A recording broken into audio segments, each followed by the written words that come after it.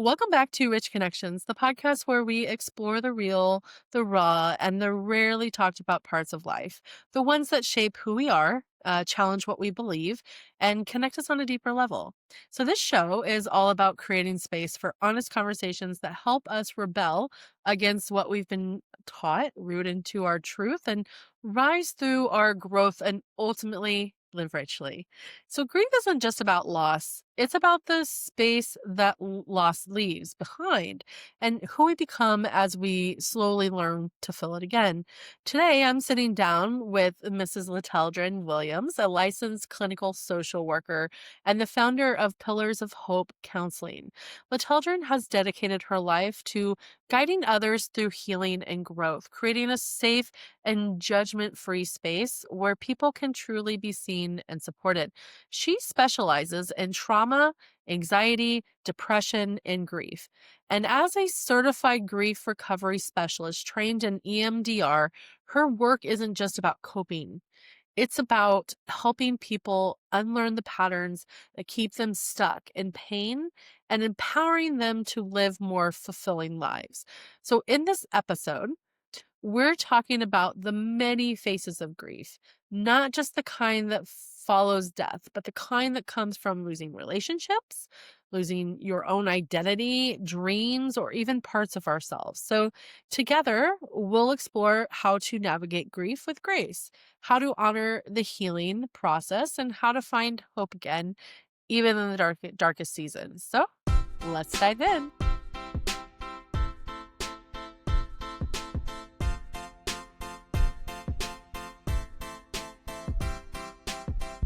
So I'm here with Lateldrin Williams. Thank you so much for joining the Rich Connections today.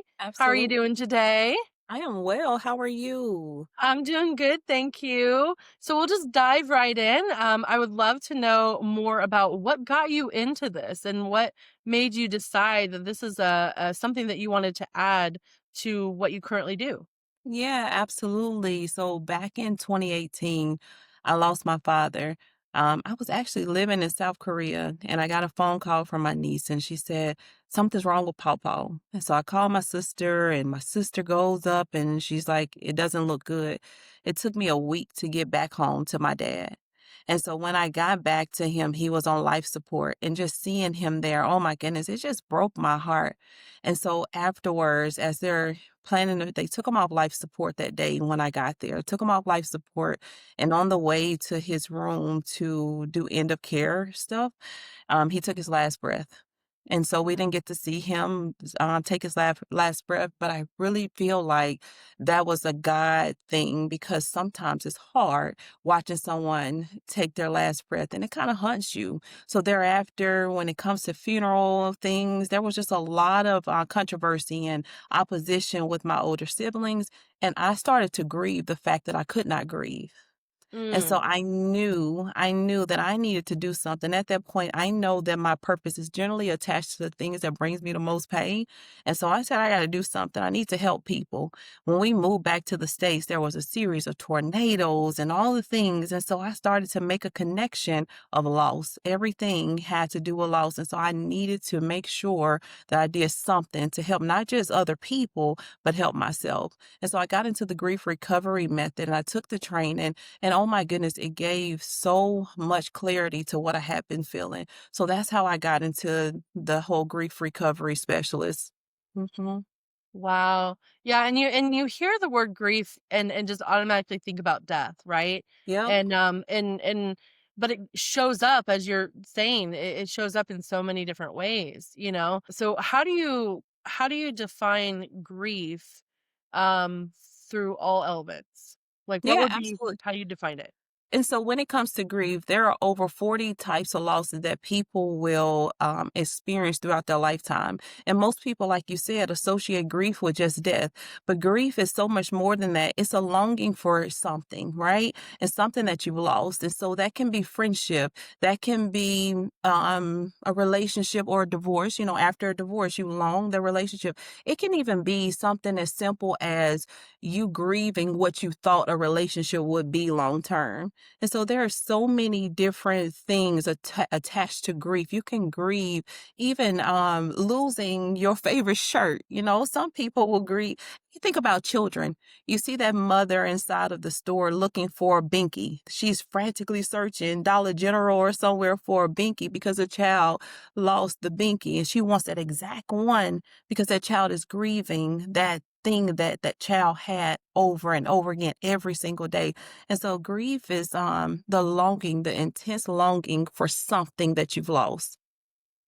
Yeah. Wow. That's Yeah. so true. I mean, even, because part of the reason this topic fascinates me is I really looked at other, like the way religions handle loss, right? And thinking about Buddhism, when I was when I was a teenager, I read a Buddhist book and I remember it talked about like Buddha was fixated on learning how to not suffer. But what you're saying is like thinking about a young toddler having having an experience where they're losing something that creates loss, and in reference to the Buddha, like it's just simply not having expectation for an outcome is how to not have suffering. But even a toddler in an experience like that is suffering because they've lost something that they've expected to hold on to, right? So I think Absolutely. that's very interesting thinking about a young child having the form of grief too. Yeah. And so when you think about it, you know, no one ever teaches us how to lose. You think about what we're taught. We're taught how to gain. We're taught how to succeed. We're taught how to make sure that we secure the bag, right? We know that one. And so the thing is, over time, we teach the opposite of what's needed when we are grieving. We're teaching that just to move on. So there are so many different myths and so many different stirrups that we use, and I'll explain stirrups in a minute. But it's so many different things that we use to get over loss. You don't just get over a loss. So with that child is building a strong emotional connection to something.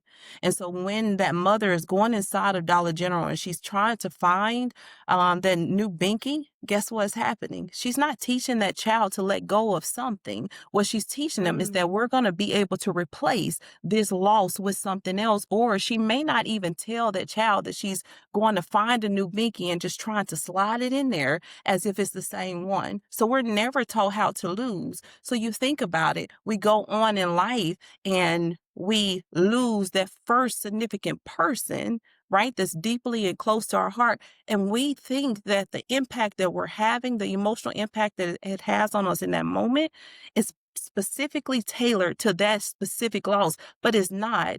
It's a series of things that we have built over time. So I teach it like this. So we are born with this little backpack on. And when we're born, that backpack is empty. The first time we lose something, which is the dawn of conscious memory, the first thing that you remember that you have lost, that dawn of conscious memory, you put that first thing in that backpack. And so we're going to say that that was a pebble. So it was maybe something small like the binky. You put that in that backpack. Then you go to fifth grade and no one will play with you and you're being bullied and all of those things. And so you have lost a connection. So you put a boulder in there. And then you go on to high school and you have your first heartbreak. You were in love with this person. You have your first heartbreak. And guess what? A mountain goes in that backpack. And then you move on and you have this friend that you had this deep emotional connection with. And this person breaks your heart or they ghost you, as they say now. And then guess what? There goes another mountain. So then let's fast forward to, let's say, my dad passing away. And guess what happens? I am so deeply emotionally drained and I'm in emotional dysfunction. Why? Because my dad passed away. This is a person that I love deeply, I cherish deeply, but I don't understand that there are other things that's causing my reaction to be as intense as it is. yeah. And so I have to go back and I had to go and find, why do I feel the way that I feel right now? Is it because my dad passed or is there something else attached to it? Yeah. Yeah. Wow. I mean, and that's so true. You think about like all the different scenarios and how they never really go away. Mhm. And as things happen, it becomes like you said, like your father passing away, like the big mountain adding to your Yeah. backpack. So how, you know, how does someone how are you supposed to grieve? Like how are you supposed is it does it ever go away? Does it ever I mean, is it always going to be in that backpack? And here's the thing, one of the biggest things is those things can be taken out of the backpack, okay? The ideal of the backpack is that we're putting things in there that hold too much weight. And so Mhm. when it comes to that backpack, we have to understand what's inside of the backpack. We need to Mhm. process those things. We need to understand what impact these things are having on our now behaviors. And so, Yeah. yes, absolutely, you can go and process those things are a part of your story, so you'll never be able to get rid of them, but we can take them and change them into something more positive, if that makes sense. So as I said before, my purpose is generally attached to the things that brings me the most pain. And so when I look in that backpack, there are some things that brought me some intense pain, but I can take those things, I can figure out what's in that backpack, I can process those things differently, and I can take those things and use those things to bless someone else's story. Yeah. I think that's so profound of what you just said, like being able to take your pain and turning it into a purpose, right? But what about the people that don't see that? Like Yeah. what gets you to the point of being able to see to turn it into a purpose versus someone who kind of stays stuck in that space, you know? I think the biggest thing is knowing that sometimes we try to do things on our own. We Yeah. want to process things on our own. We don't want to tell people because remember, when it comes to emotions, there are over 64 emotions and we operate in about eight because society gives us those emotions as being acceptable. So I can't come and tell you that I am feeling weak or that I am disappointed or I feel let down. And so most people will operate in anger. And so those Mm. people who you're talking about who don't feel like they have what it takes to go and get help, those are the very people who have been told various things about their emotions that if you show this, it's a sign of weakness. And they're trying to take care of it on their own. You cannot do this on your own, which is why I went out and got help because I needed help. Even though I'm a therapist, I still need help. And so those people, when it comes to them saying, you know what, I can't do this, I can't do this. No, you're right. You can't do this, but with the help of someone else, you can. And so the difference between the people who do it and change it into purpose and those who are still hiding in the sorrow and the feelings of grief is that they have not gone yet to get help and they need help. Yeah, absolutely. I think there's also like a stigma around grief. People don't know how to respond to other people going through something. In my personal experience, I had my childhood best friend. I mean, even when my mom died, she was there for me, but then there was a point that I just remember very vividly that was like a pivotal moment for me and it crippled our relationship Mhm. ultimately is, we were I obviously I don't know, it was probably like a month after my mom passed and I just remember sitting in her car and we were having a conversation. We were on the way to Panera Bread to eat with her mom for lunch. And she had said, well, I just feel like most people would have gotten over it by now, but you're still in that funk. And I just remember like it'll never leave me. And it kind of shamed my grief. Like, am I ho hum? And so it's difficult when you have people around you who don't understand what you're going through. And it can ultimately like feed that anger and feed that Yeah. hurt and kind of keep so how do you deal with people in your life who probably don't understand what you're going through, but also how do you get to, being wanting it to become a purpose? I think when it comes to that situation that you're referencing, it's being true and honest with that person. Your truth and your grief is your truth. Your truth will not be identical to theirs. And so it's being transparent with that person and having a verbal conversation and saying, not a text message, but a verbal conversation and saying, hey, listen, you know what? I understand you feel I should be passive. However, there's something deep on the inside of me that is still lingering and I need to get help. You may not understand it, but it's my truth.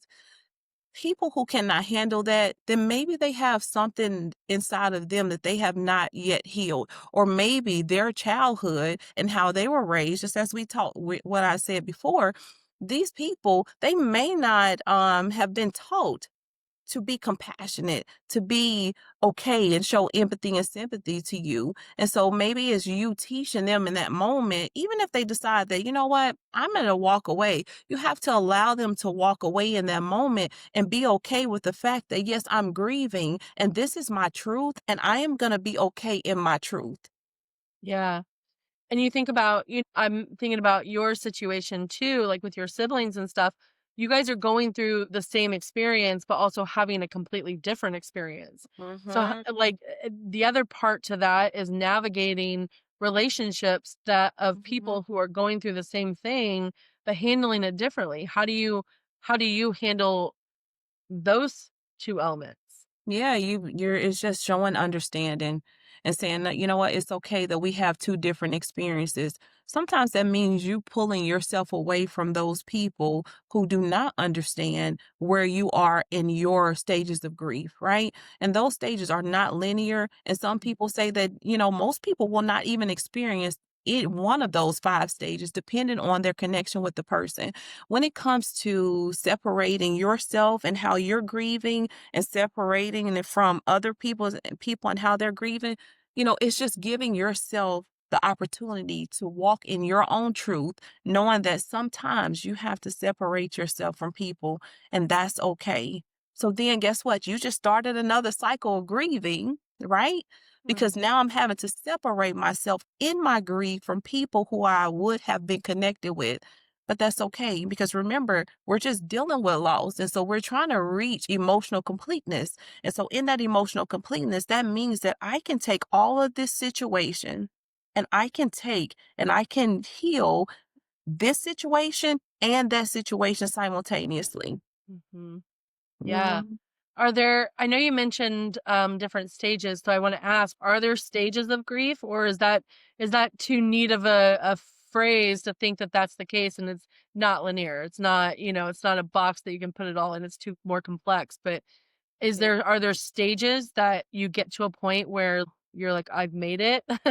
Yeah, and most people, because of the stages of grief that was put out before, your denial, your anger, your bargaining, depression, and acceptance, most people will look at that information and say, okay, well, I'm going to go through these things, right? Most people will not even be in the anger phase. Most people will not bargain, and so it's grief is so complex that you cannot put it in a box with those five things and say, we're going to experience that. It's so much more complex than that.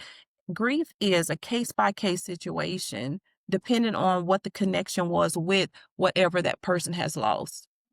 It's Yeah. too complex to put it in a box. Yeah. Mhm. I remember thinking about I've had many, I mean, as we all have, had many deaths or losses in my life, but the most profound one for me is, of course, my mom passing. Yeah. And I feel like I'm a very optimistic person. I feel like I'm very positive and look at the brighter side of things and quickly get to the purpose of it or Mm. what can I learn from this. But man, when my mom died, it was I really didn't see much in life. And I think that what's not talked about is the loss of people around you at the moment that you're going through something. For my own experience, like when my mom passed away, I had that experience with my closest friend.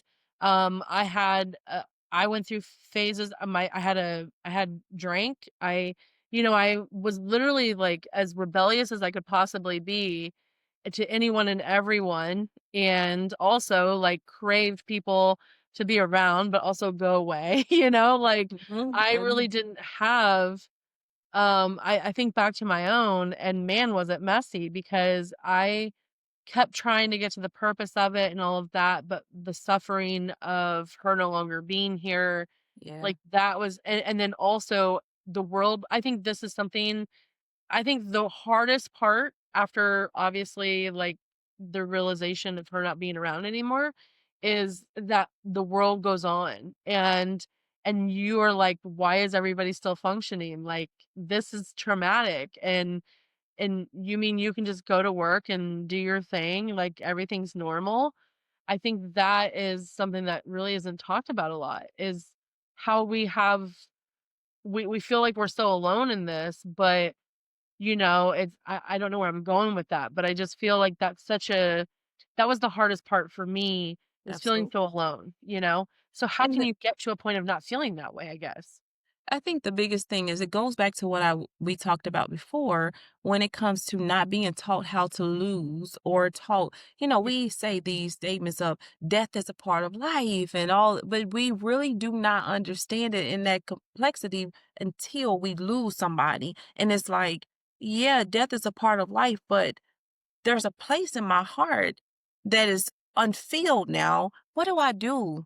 Where do I go? Who do I talk to? Where do I rest my heart? Right.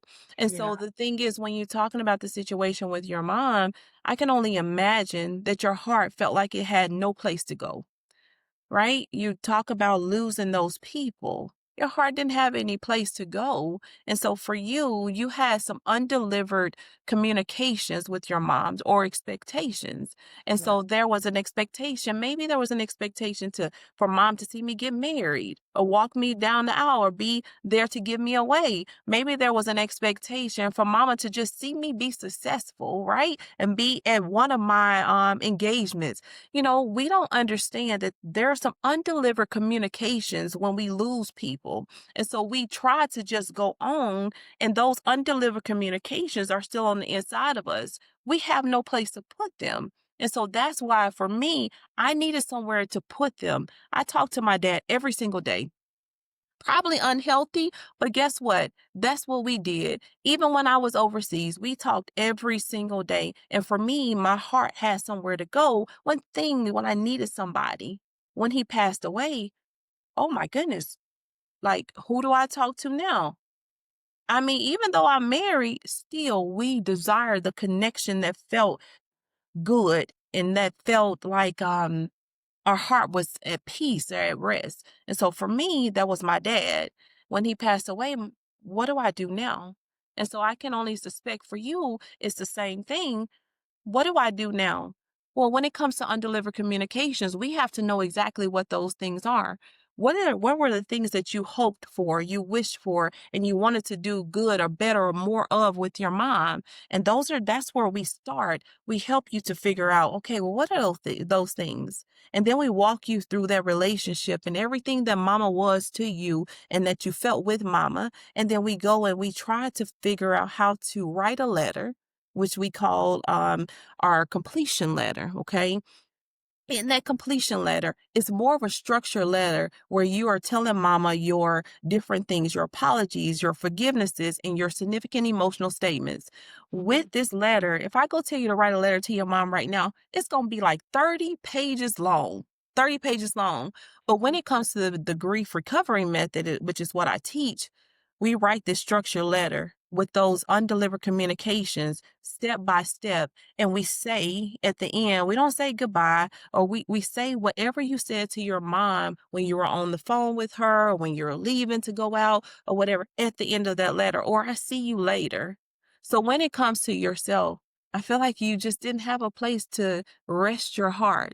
And those other people that you lost in the same moment that you lost your mom, oh my goodness, that just put icing on the cake mhm. and intensified the longing for those familiar things. And so when it comes to your mom, it's just figuring out, okay, what are those undelivered communications that I had yet to give to her or say to her or do with her? And so that's where we need to go, is figuring out what those undelivered communications are.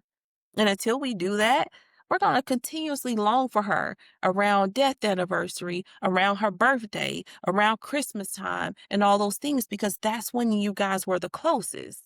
Yeah. Does that make sense? Absolutely. Yeah. 2 things stand out to me is, like, writing that letter. I think I was doing that subconsciously, not even realizing the ways to properly do it. But I started a journal. Well, I've journaled since I was a kid, but I started a journal that was specifically to my mom. And now I've never told anybody this, but I now my journal is like I sign it, the way my mom and I always sign to each other. But I started a journal that, it was, well, when she passed, I started a journal of first, so it was every single first experience I had that was without her, and Yeah. then, the last experience I had with her, or anything I could possibly remember about doing that. For example, like, going to our favorite restaurant. This is the first time I'm going to that restaurant without you, and then I would say all the memories that I had about going there with her because I was so afraid that I would forget those memories, or like, and also so she could feel like she was there with me. And Yeah. I'm very I believe in that she's still here with me, and I continuously talk to her. So in my journal I sign to her every single time, and I've done that ever since. But I think that goes with like the letter that you're talking about. I think that has been a Mhm. huge part of my healing process. So I think that is an interesting point. And then another part, like you had mentioned, is like the different types of grief being with the relationships as well in that space, like losing the people. But that also makes me think about relationships, right? Like when you're in a relationship, and I literally was just having this conversation the other day, maybe even yesterday with a friend. It's like, I think that losing someone in a relationship, like breaking up with someone or divorcing someone, is very similar to the death of a loved one. And because I think it can be harder because that person's still here and you still have the opportunity to talk to them, but I think it's ultimately because they chose, or Yeah. you chose, to separate, right? And that was a choice, so you feel almost like abandoned. So can you tell me more about the grief in response to a relationship? Yeah, absolutely. So when it comes to grief in response to a relationship, it's more so focusing on why did their relationship end and did it need to end? Because a Mhm. lot of times the problem that we have when we are separating, let's just say friendship, for instance, if we're separating a friendship, what caused that friendship to end? Right? Was it something that one of us did, both of us did, or no one did anything? I just need to separate because I'm on a healing journey and I understand that, hey, I know that I'm not 100% myself and I need to separate for a little bit, right? And so Yeah. most people will understand that. But the problem that we have as adults, we just don't have adult conversations and say, "Hey, listen, I need a little bit of time and I need a little bit of space because I'm going through some things. And yes, I understand that you will help me, but right now this is a part of the journey that I have to do on my own." When it comes to things like that, because we have the opportunity to reach out to that person and we don't, we feel bad. We feel guilty. We feel as if we're doing something wrong. But we have to go back to the reason why that relationship ended in the first place. Maybe that relationship was not as healthy as you thought it was. Maybe you are operating deep in codependency and you are relying on that relationship to help you get over the other stuff that you have yet to get over, right? And so we have to make sure that we're being honest with ourselves, one, about ourselves, and two, about the relationship that needed to end. Maybe that was just not the relationship for us. Maybe we were viewing it through dirty lenses. Yeah. Yeah, That's a very good point. Viewing it through different dirty lenses. That's yeah, interesting because, obviously, like I can talk about what I relate to in the most is my personal experiences. And I think part one of my relationships that comes up most is it was really hard because I knew they weren't good for me. I knew the toxicity behind it. And I know we've talked about this before, right? Like about especially how a lot of women find themselves in this yeah, experience where they're desiring something out of someone that maybe they're not even getting, but in their head it's fulfilled. But then when you lose that person, it's like now you're forced to face it with yourself. Mhm. And I feel like there's a lot of growth there, but it can become it can become messy. Because the problem generally is we make declarations to ourselves or we make statements that we don't realize is driving us subconsciously. For instance, one of the ones that I made to myself was I was tired of losing. After losing my grandfather when I was 12 years old and some other things, oh my goodness, I was tired of losing. Okay. Well, let me tell you what happened. I found myself in some bad relationships, right? I was painting a picture of what I wanted their relationship to be. And in my mind, that's exactly what their relationship was until I pulled myself out of it and said, oh my goodness, you were painting a picture. But the reality of it is, you were viewing that picture through dirty lenses. I was forcing puzzle pieces inside of the puzzle that didn't fit. It did not fit. And so the thing is, yeah, absolutely. We don't realize we make these declarations and we start saying things. We're tired of losing. And then I'm tired of losing. Guess what it did? It made me stay in that relationship longer because I didn't want one more tick mark of Mm, loss. wow. Does that make sense? Absolutely. So how do you clean those dirty lenses? You need to just take them off because a lot of times, I mean, just let's just be honest, because when it comes to our life, most our lenses that we have on is built by our experiences that we've had, right? And so the thing is, you got to think about the family that you lived with. You have to think about the things that you heard, the culture that you've been in, and all the things that's impacting those lenses or the construction of those lenses. So most of the time, those lenses just need to be taken off completely. And then we pray about it and say, okay, God, I need for you to give me different lenses because the lenses that I have on does not align with my purpose, does not align with what you created and what you desire for my life. And so a lot of times we just got to take those lenses off.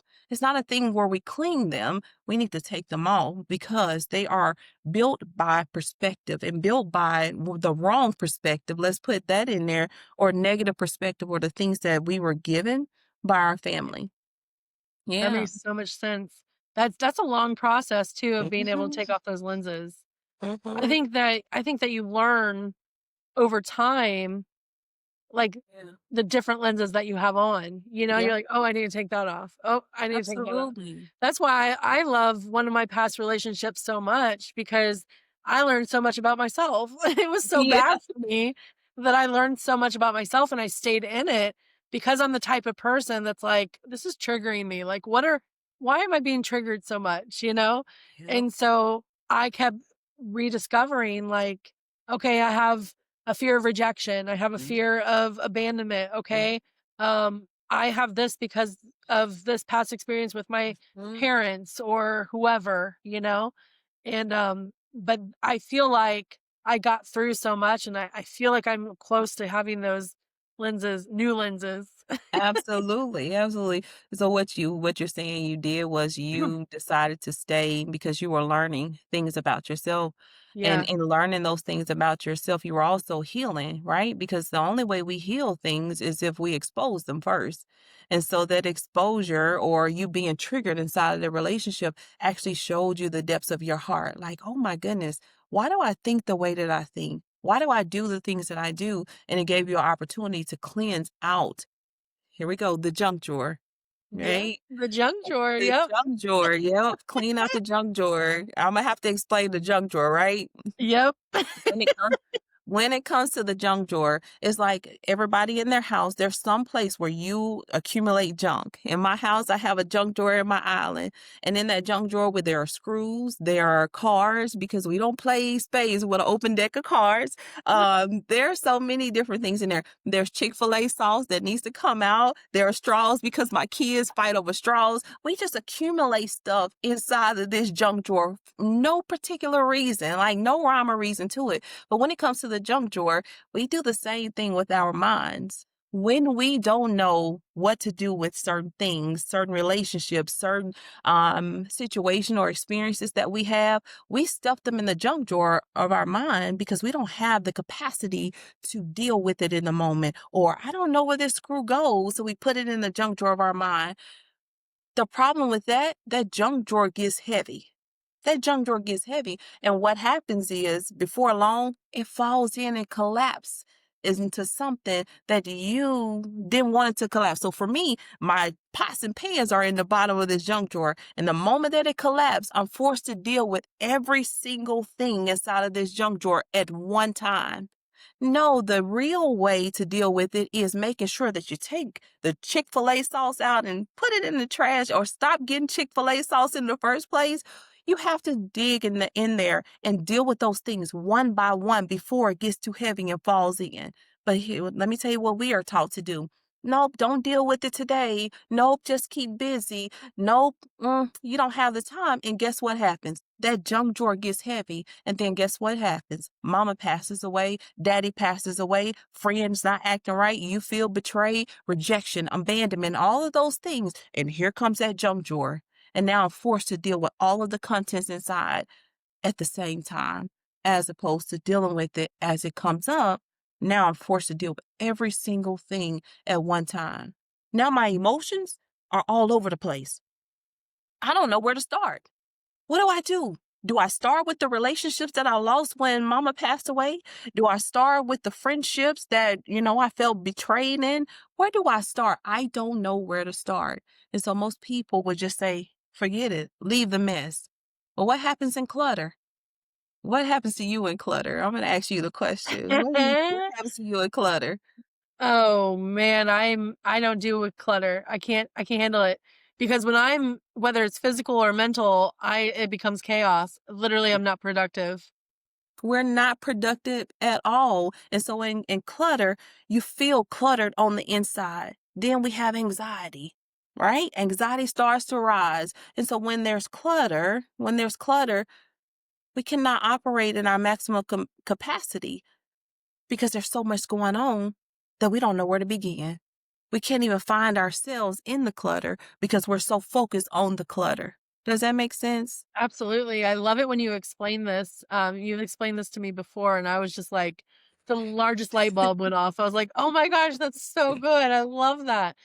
How do you say, okay, so you say throw the Chick-fil-A sauce away, right? Which I'm like, Right. that's the one thing that I think you should keep because that's really good. But whatever the case. But how do you get to the point where you say, like, I need to throw this away? I think to me it would be self-awareness, right? Like that Absolutely. presence and being able to be self-aware. But what would you say is gets you to that point of realizing you need to deal with one by one? Absolutely. Like you said, it's awareness, but also when you think about it, what are my patterns here? Right? Mhm. Self-awareness. Yeah, what are my patterns here? Why do I keep getting Chick-fil-A sauce? I know we're on this Chick-fil-A sauce, but think about it. When it comes to the Chick-fil-A sauce, that can equate to anything in your life. These bad relationships that we get in that are similar. It can be bad friendships that are similar. It could be codependency. Why am I in this cycle? So yes, self-awareness is first and foremost in cleaning out that junk drawer. And then maybe it's a thing we do. We set introspection, a time to be a time for us to maybe clean out the junk drawer every single week or maybe once a month. Most people just leave it as opposed to saying, okay, well, I need to structure a time because of my bad habits and patterns to clean out the junk drawer. And so maybe it's a thing where we just start, okay, once a month, or just like yourself, you say you journal every time you go to a place with you and your mom. Maybe it's a thing where we start a new, healthier habit. And I'm going to journal at this time.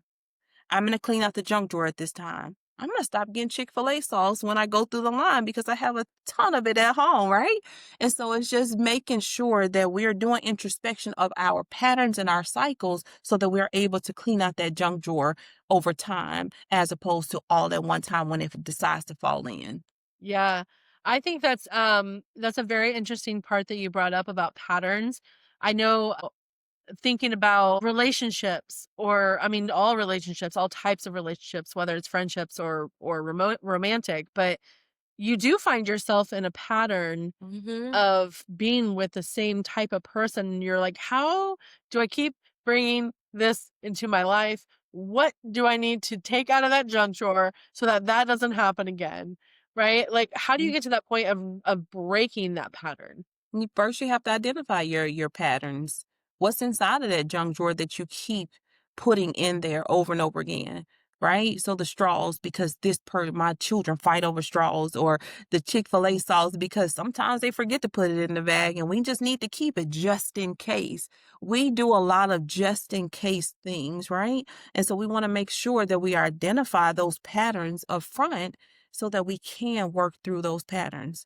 When it comes to identifying the patterns, okay, well, what's inside of this junk drawer? What situations have I found myself in the most? So when we talk about rejection, abandonment, when we talk about anxiety, right? Anxiety is merely the lack of trust in something. And so when it comes to anxiety, how do I find myself in situations where I cannot trust what I'm in? We got to go all the way back and identify what we first put in that junk drawer that's similar to what we're dealing with right now. It's introspection. Mm-hmm. That's a very good point that you just brought up. You brought up that self-trust, and I feel like that's a topic that keeps coming up for me lately because I'm realizing I used to have so much trust in myself, and I over the past maybe few months have realized that that has been a struggle for me. I'm like, "Why can't I make decisions?" And so I get to a point where I'm like, I can't make decisions, even like the simplest thing, like what to go eat. Like I've never been able to do that. I'm like, I don't care, you know. But uh, I feel like I've learned that I have recently lost trust in myself to make decisions because of my most recent relationship. Like, man, that was like a very traumatic experience for me. So now I feel like I really don't trust myself to pick the right man to be with. Because he was the first person that I ever loved, and I'm just gonna go into that because I think that I have so much trust in myself, but I lost that trust after that experience, and then I had one of my most successful businesses go under, and like, so I lost my trust in myself in that too. And so like getting to that point of gaining trust in yourself again and to recreate like new patterns, that's been a very difficult thing for me that I'm really working on. And so how, for my experience, that might be helpful for other people, is like, how do I get from thinking that I'm breaking a pattern, because I don't think I was in a pattern of meeting men like this guy. I don't think there was anybody quite like this guy, to be honest with you, but, nevertheless, like, I have met similar men, and I'm like, "Nope, nope," and so I feel like I'm trying to break the pattern, but I'm not trusting myself, if I'm making sense. I'm not trusting myself and being able to make the right steps. So how do you get to the point where you trust yourself? What I hear you saying is that you're grieving the confidence that you once had in yourself. I'm sorry, right? So you're Yeah. grieving the confidence that you once had in yourself. So how do I get back to the point where I'm trusting myself? The first thing is understanding that the statement that you made earlier is incorrect, that I lost it. You didn't lose it. Mm, That confidence is a part of your authentic self. Remember what we said earlier, authenticity wins the race. And so the thing is, when you had that life experience, it made you question, right? Was I ever that confident? No. Confidence is who you are, Stacy. It is who you are. And so you didn't lose it. It's just buried underneath that one experience. So how do I start trusting myself again? First, you have to understand, what was it that you put inside of that relationship that took the confidence when that relationship ended?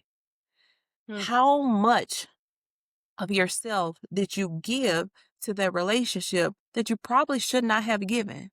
A relationship should look like a Venn diagram. Do you remember the Venn diagram from school? Where it's 2 No. circles that overlapped? You know those 2 Oh, circles that yeah, uh-huh. overlap? Yeah, yeah, And yeah. then in the middle, there's this very small piece that overlaps. A relationship should look like a Venn diagram. There's you over here on this side of the circle, there's the other person on this side of the circle, and then in the middle, that's both of your time together. What happens in those relationships is we push those circles over top of one another, and it starts to look like a solar eclipse. But what happens with the solar eclipse? It gets dark outside. And so darkness comes when we try to push those circles too close together. A relationship is supposed to look like a Venn diagram. So where you say you lost trust, you really didn't lose trust. You tried to do something that you weren't supposed to do. When you push two people too close or on top of one another, darkness starts to happen. So you lost part of your identity? No, you didn't lose it. You covered it up with something that it was not supposed to be covered up with. So now we have to go back to the drawing board and say, okay, Stacy, I don't trust myself. First, you got to stop saying that. No, I trust you. I'm confident in your ability to make the right decisions. It's offering yourself positive words of affirmations contrary to what the body wants you to feel. Oh, I'm not as confident as I. No, that is not true. We got to start uncovering those things. It's like going out on your first date and you go through the closet and you put on every single thing in the closet, but every time you put on something, you just throw it, Yeah. right? Just to go back to that first shirt and those first jeans that you decide to put on. But guess what you got to do? You have to uncover it because you've thrown everything else on top of it. And so I say to you, no, you just have to uncover the trust and the confidence in yourself once again. It's just like finding that first shirt, those first jeans, and all those things that you just kind of threw everything in your closet on top of. We just have to uncover it in this season, and that's it. First, I'm Yeah, going to that's say good. positive words of affirmation. I Okay. am confident. I trust myself. I make some really great decisions, right? Instead of telling yourself and reminding yourself of the things that failed. Because once again, we're grieving what we thought that business would be long term. We're grieving what we thought that relationship would be long term, right? The expectation of it, right. The expectation of their relationship. You can Yeah. hold on to that expectation, but just know that that was not the person that you were supposed to spend your life with. Heard you say another thing. You said to me that I was trying to find a relationship. You don't find anything, God grants it to you. And so Mhm. it's putting yourself back in front of God and say, okay, Lord. And you got to be specific because you just don't say, Lord, send me a spouse. Mm-mm. Because there are some specific things that we need inside of this person, someone that's going to love us the way he loved the church and all of the things. And so sometimes we're searching for things, and out of desperation, we find the wrong thing and we consider it good because it came Mhm. with this big red glittery bow. And we looked at the bow and we were like, oh my goodness, that's the best bow that I've ever gotten in my entire life. But we forget to open the package. Whew. That's good. That's so good. Before we dive back in, I'm going to tell you about one of my favorite wellness brands, Organic Olivia. You've heard me talk about them before because their products have been a game changer for my mind, body, and energy. Lately, I've been obsessed with their glucose bitters. It's this herbal digestive blend that helps balance blood sugar and curb cravings and keeps your energy steady throughout the day. I take just a few drops before meals, and honestly, it helps me feel clear, rounded, and in control instead of sluggish and bloated. If you want to try it, check out organicolivia.com and you can use discount code Stacy for 10% off, but also you can use my link in the show notes. Trust me, your gut and your mood and your endless cravings will thank you. So, I I wanna, shift gears a little bit Yeah, on I think we both agree that, thinking about our body and how we hold grief and the physical aspect of it. So I believe that emotions live in the body and, yeah, in thinking of grief specifically, where do you think grief tends to hide in our body? And what are some physical or energetic signs that grief hasn't been processed? Absolutely. The body keeps a score. There's also a book, a really good book. The body keeps a score. Most people will hold grief in different places, being honest. It just depends on the person. So whereas I see a mother who is grieving the loss of her child, she may feel it in her arms, right? Because she's physically yeah, she's physically feeling the pain of not being able to hold her child. Some people will feel grief in their legs. Why? Because some people tell me, I just want to run. Or they'll feel it here in their throat. I just want to scream. Or they feel it in their shoulders because they feel the weight of grief. And so grief can be felt throughout the body anywhere. You just have to know yourself. Okay. And so when it comes to EMDR, and I know you mentioned, EMDR before, we help you find where you're feeling those sensations in your body. So where do you feel it in your body? There's always a bodily sensation that is associated with grief. So I'm going to ask you the question if that's okay. Where do you feel the loss of your mom in your body? What bodily sensations go along with it? Oh, I think that, well, the interesting thing that brings up a whole story is I believe I definitely held it in my heart. Mm, Um, I held it in my heart and I think my stomach. But I think, the interesting thing is I actually like, how do I sum this story up because it is so relevant. I actually moved to Texas before my mom died. And when I went down there, I see when I was younger, I was diagnosed with asthma. mhm, But I didn't actually have asthma. When I went to Texas, I ended up going and having my heart rate was at like 218 to 220 for 4 days, and I literally thought I was dying, mm, but I ended up getting with a cardiologist down there who happened to be the cardiologist with another guy in China, by the way. In 1989, he created the procedure that I needed to have. So the point of the story is I ended up having this procedure. I ended up having 2 procedures before on my heart before my mom died. And I believe that if that did not have happened, if I did not have that, it probably would have been my demise mhm. because I think that it was, God's way of preparing me for being able to handle it. So I say that to say I believe that I hold it in my heart. Absolutely. Absolutely. Yeah. And like I said, most people, a lot of people, everyone will experience it or have different bodily sensations associated with whatever loss they're dealing with. Sometimes people, when it comes to anxiety, it feels like there's pressure on my chest. Okay, well, I have a little bit of anxiety. My throat feels constricted. Why? Because there are unspoken words that we need to speak to that person or to say out loud that they haven't yet to say out loud. Or I feel it in my legs, as I said earlier. I just feel like I want to run. Or I feel like I'm holding my child, so my arms are hurting. And so everyone will experience it in different places, and some similar. Hmm. Yeah. How can someone begin to release grief without forcing themselves to move on or before they're ready? Like how can they do that physically? Yeah, I think the biggest thing is making sure, like I said, most people don't realize that they need help and they cannot do it on their own. I would say 100% find someone that specializes in grief or making sure that you find a grief recovery group as opposed to a grief support group because you don't want people to support you in your pain, you want them to support you in your healing. And so that's why I'm really big on grief recovery.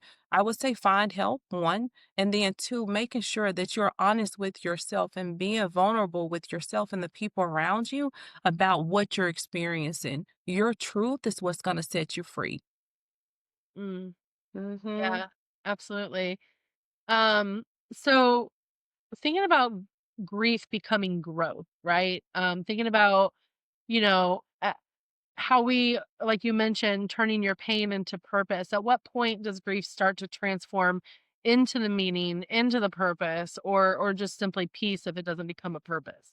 Yeah, I think the point where grief starts to turn into peace is where you're honest with yourself. where you're honest with people around you, where you're okay with walking alongside the fact that I'm gonna cry every once in a while, where you're okay with the fact that on mama's birthday, I'm gonna maybe create a ritual or something, where you're okay with taking steps to remember that person, something that's significant to you. And so when it becomes peace, it's more so where you're just okay with the fact that, yes, I'm going to cry. And that you remove all of the myths and all of the things that people have told you about grief, or you no longer just stay busy, right? Because being busy does not erase the fact that you're grieving. And so we have to be honest about the fact that we're grieving and not just try to cover it up with all of our other tasks and things that we put ourselves into on a day-to-day basis. Being busy will not erase the fact that your heart needs help. The busy thing is so real. I think that I still do that to this day. I think that I it's, two extremes for me. I'll either shut down and not do anything, not be able to function, not be able to focus, or I'll be really, really busy and sometimes busy with nothing. Absolutely. And it's reminding yourself to find that balance between the two, that we can continue to do the things that we need to do on a day to day basis. But what we're not going to do is try to cover up what we're feeling with busyness, with making sure that we are going to this engagement or working later than normal because we feel something. It's being honest and vulnerable with yourself, with your journal, with your therapist, with your friend or whoever that, hey, listen, I'm struggling today. We do not say that enough that, hey, I'm struggling today because we Right. fear what people will think about us. We fear what people will say about us. I'm struggling today. Finding a trusted That's place to say, "Hey, I'm struggling today." that's definitely something for me, because I I feel like as I've gotten older, like my optimism is still there.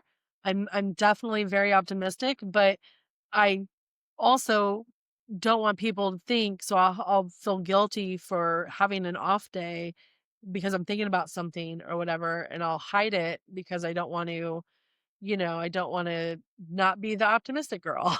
Absolutely, Yeah, I but feel guilty for. authenticity wins the race. And here's the thing, the Bible says, "My people perish because of the lack of knowledge." It's not that people don't want the knowledge; it's because we don't give the right knowledge. Right? We paint a picture, and here we go with these lenses again. We put these lenses on people that everything is perfect, and that marriage is this, and friendship is that, and we're going on girls trips, and we're doing. But the problem is, we're painting the wrong picture for people. People are perishing because we won't show them that we're having an off day. We won't show them that, hey, listen, things are not perfect, but I'm going to continue to keep going. So, whereas you asked me before, those people who are just deep in depression because of their grief and they're grieving and now they're in depression and they have anxiety and don't want to get out the bed, that's because people are not showing them who has gotten through the process of grief or death of someone or depression. We're not showing them the steps that it took to get to where we are right now. So hiding it and holding it back, that means we're doing someone else a disservice by not sharing that I'm struggling today.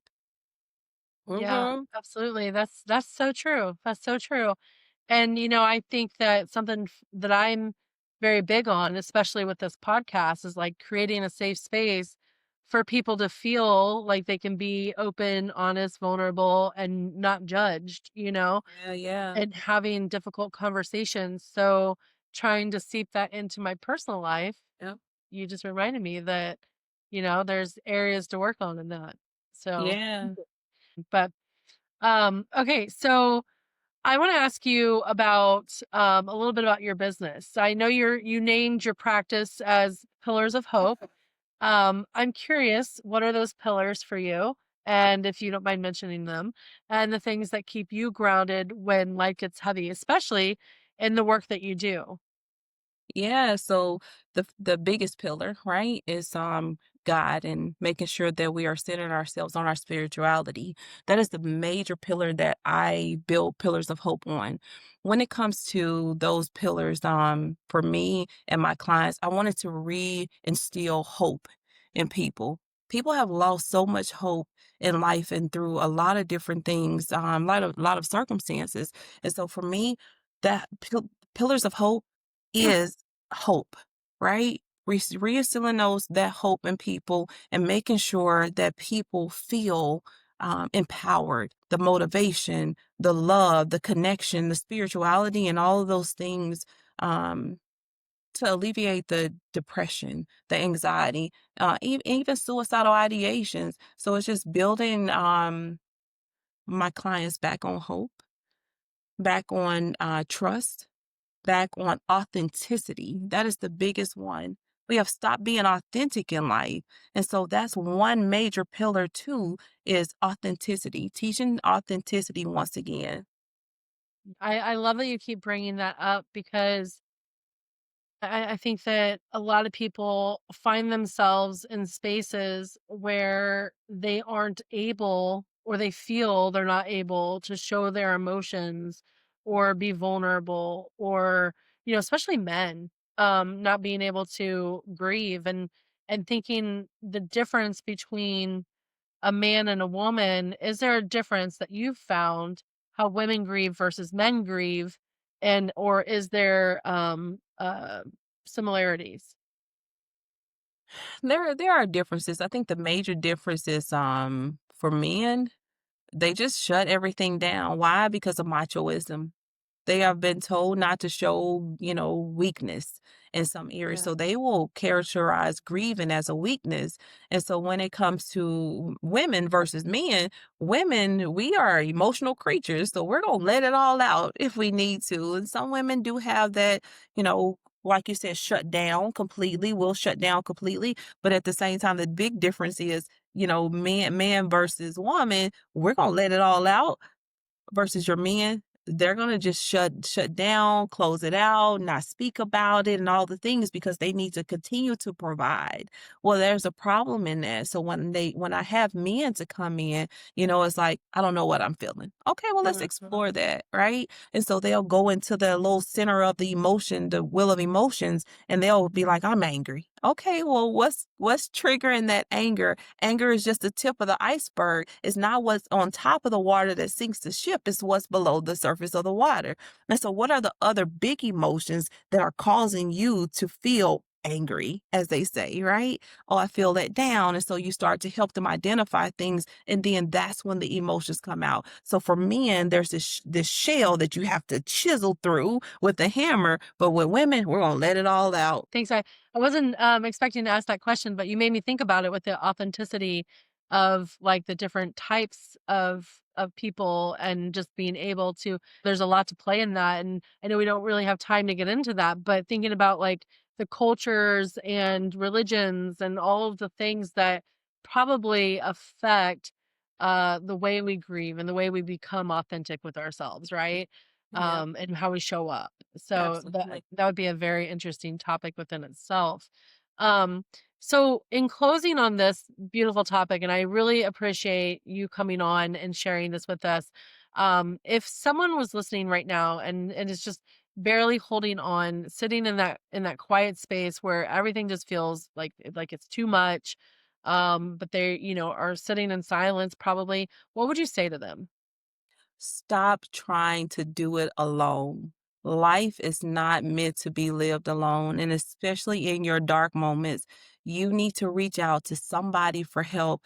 Find someone that you can trust. And here's the thing there are therapists out there. Maybe there's a family member or friend that you don't want to be a burden to, right? Because we get into that. You cannot do it alone. Reach out to someone for help. Okay. Yeah. And lastly, what's something grief has taught you about love? Ooh, that love knows no distance, right? And so grief has really taught me that love doesn't ever have to end for a person, for a situation, but I do have to learn how to walk alongside grief and continue to love the person at the same time. Yeah. Yeah. Mhm. Even when it's hard. Even when it's hard, even when it's hard. Yep. Well, thank you so much for coming on and Absolutely. doing this with me. I hope it's not our last one because I just love listening to you. And I think that the way you put things is so beautifully crafted and it helps people who don't understand really be able to paints a picture, paints a story that is super beneficial. So I appreciate you taking the time to do that with us today. Absolutely. Grief changes us, but it doesn't have to define us. It can soften us, deepen us, and remind us how precious connection really is. Lateldrin, thank you for reminding us that healing isn't about forgetting. It's about honoring the love, the lessons, and the life that still wants to move through us. If today's conversation resonated with you, share this episode with someone who might need a little light in their season of loss. You never know who it could help. And always, you can find all of the links and resources from this episode, including how to connect with Lateldrin and Pillars of Hope Counseling, in the show notes below. Don't forget to follow Rich Connections wherever you listen, and come hang out with me on social media at Rich Connections Podcast. And you can find all of those links in the show notes. So until next time, Rich Rebels, rebel against what you were told to be, root into your truth, rise through your healing, and live richly. See you next time.